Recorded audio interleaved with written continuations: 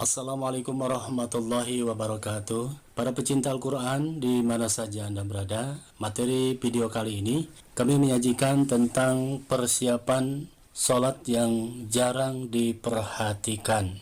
Yang pertama adalah bersuci dari hadas besar maupun kecil dengan sempurna. Ya, ketika mandi besar, seluruh tubuh harus benar-benar terbasuh dengan air. Kemudian ketika wudhu juga jangan sampai menggunakan air dengan boros. Ya, kebanyakan membasuh hidung bagian luar. Yang benar adalah menghirup air ke dalam hidung. Kemudian membaca basmalah dan kadang lupa membaca doa setelah wudhu. Padahal di situ adalah penting karena ada syahadat sebagai persaksian kita kepada Allah. Tidak ada Tuhan selain Allah dan Muhammad adalah utusan Allah. Asyhadu an la ilaha illallah wa asyhadu anna Muhammadar Rasulullah. Allahumma ij'alni minat tawabina waj'alni minal mutatahhirin. Ya Allah, jadikanlah kami sebagai orang-orang yang bertaubat dan jadikanlah kami sebagai orang-orang yang mensucikan diri. Ya, sebagaimana Nabi Shallallahu Alaihi Wasallam bersabda, yang artinya Allah tidak menerima sholat di antara kamu jika ia berhadas sampai ia berwudu terlebih dahulu. Hadis riwayat Bukhari. Ya, poin yang kedua, sebagaimana yang Allah firmankan di dalam surat An-Nisa ayat 103, yang artinya sesungguhnya sholat memiliki waktu yang telah ditetapkan bagi orang yang beriman. Ya, berkaitan dengan waktu sholat, maka maknanya adalah kita tidak mengakhirkan waktu atau melalaikannya. Maka ketika kita menunda-nunda waktu sholat, maka ini termasuk kepada melalaikan sholat, ya. Fawailul lil musallin, maka kecelakaanlah bagi orang-orang yang sholat. Untuk itulah kenapa Allah banyak bersumpah dengan waktu. Ya, berikutnya poin yang ketiga adalah menutup aurat. Ya, sebagaimana yang Allah firmankan di dalam surat An-Nur ayat 31. Seluruh aurat wanita adalah seluruh tubuh kecuali wajah dan telapak tangan. Wala yubdina zinatahinna illa ma dhahara minha. Sementara untuk laki-laki batas auratnya adalah antara pusar sampai lutut. Jadi lutut dan pusar ini harus tertutup. Ya, banyak sekali peristiwa yang terjadi ketika menggunakan kaos, ya, atau celana lepis yang ke bawah. Nah, ini biasanya ketika ruku dan sujud, bagian pinggang ini seringkali terlihat. Ya, kemudian juga ketika sujud, ya, ketika kaki tidak dirapatkan atau terbuka, nah ini biasanya kalau kita sujud di belakangnya akan terlihat bagian lututnya, apalagi kalau tidak menggunakan, ya, celana panjang bagian dalam. Dan ternyata, ya, menggunakan pakaian double ketika sholat ini disunahkan. Ya, adapun merapatkan kaki ketika sujud ini ternyata perintah Rasulullah Shallallahu Alaihi Wasallam, yang artinya dari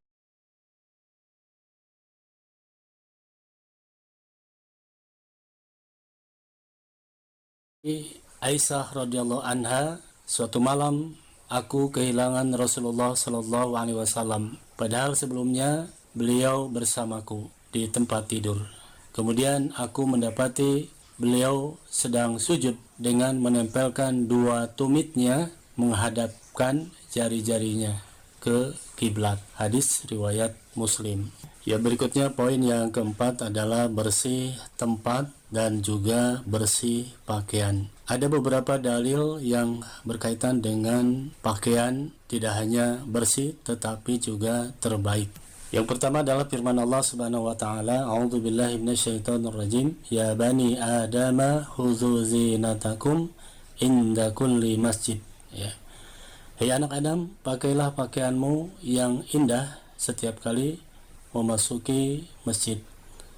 Surat Al-A'raf ayat 31. Dari Nabi Shallallahu Alaihi Wasallam bersabda, apabila seseorang sholat, hendaklah mengenakan pakaian rangkap. Sesungguhnya Allah lebih berhak dihadapi dengan keindahan pakaian. Hadis riwayat At-Tabrani. Ya, rangkap di sini terutama untuk menutupi aurat bagian dalam, ya, terutama para ibu, ya, ketika sholat takutnya pakaiannya transparan, maka didobel. Ya, untuk laki-laki juga mungkin agar lutut ya tidak terlihat dari belakang ataupun mungkin bagian pinggang, ya, seperti itu. Poin yang kelima yaitu menghadap kiblat, sebagaimana dalam surat Al-Baqarah ayat 144 yang artinya, kami melihat wajahmu Muhammad sering menengadah ke langit, maka akan kami palingkan engkau ke kiblat yang engkau senangi. Maka hadapkanlah wajahmu ke arah Masjidil Haram, dan di mana saja engkau berada, hadapkanlah wajahmu ke arah itu. Dan sesungguhnya orang-orang yang diberi kitab Taurat dan Injil tahu bahwa pemindahan kiblat itu adalah kebenaran dari Tuhan mereka, dan Allah tidak lengah terhadap apa yang mereka kerjakan. Ya, ketika hendak sholat kita hendaklah berdiri tegak, ya, tidak condong ke belakang ataupun ke depan, ya. Ini termasuk rukun, ya. Kemudian mata melihat ke tempat sujud, lebar kaki sama dengan lebar bahu, ya.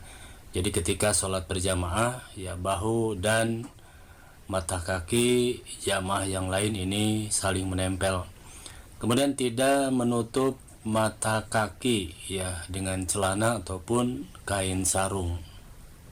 Kemudian yang menghadap ke kiblat, ya, tidak hanya tubuh tetapi juga telapak tangan, ya, dihadapkan ke arah kiblat, ya, setinggi pundak atau setinggi telinga. Dalilnya adalah dari Ibnu Umar radhiyallahu an bahwasanya Nabi Shallallahu Alaihi Wasallam mengangkat tangannya setinggi pundak ketika sholat. Hadis riwayat Bukhari Muslim. Ya, kemudian hadis lainnya, ya, telapak tangan dihadapkan ke kiblat setinggi pundak dan telinga. Dari Malik radhiyallahu an, saya melihat Nabi Shallallahu Alaihi Wasallam mengangkat kedua tangannya ketika takbiratul ihram, ketika ruku, ketika i'tidal, hingga setinggi daun telinga. Ya, ini sepundak ataupun sedaun telinga, dalilnya sahih, ya. Cuma yang harus difokuskan adalah menghadap ke kiblat, telapak tangan kita. Ya, kemudian yang menghadap kiblat itu adalah telapak tangan, ya, tidak terlalu lebar dan tidak terlalu rapat. Jadi dinormalkan telapak tangannya, dibuka dan tidak menggenggam. Dari Abu Hurairah radhiyallahu anhu, Nabi Shallallahu Alaihi Wasallam ketika memulai salat mengangkat kedua tangannya dengan dibentangkan, ya, jadi dibuka. Oke, hadis riwayat Abu Daud. Ya, terlihat dari gambar, ya, ini telapak tangan dibuka menghadap kiblat dan dibuka, tidak digenggam ataupun direnggangkan, jadi normal, ya. Kemudian yang menghadap ke kiblat itu adalah jari-jari kaki menghadap kiblat, jadi bukan ke samping. Ya, Nabi Shallallahu Alaihi Wasallam bersabda, suwu supu fakum baina taswiyati supu piming tamami sholah.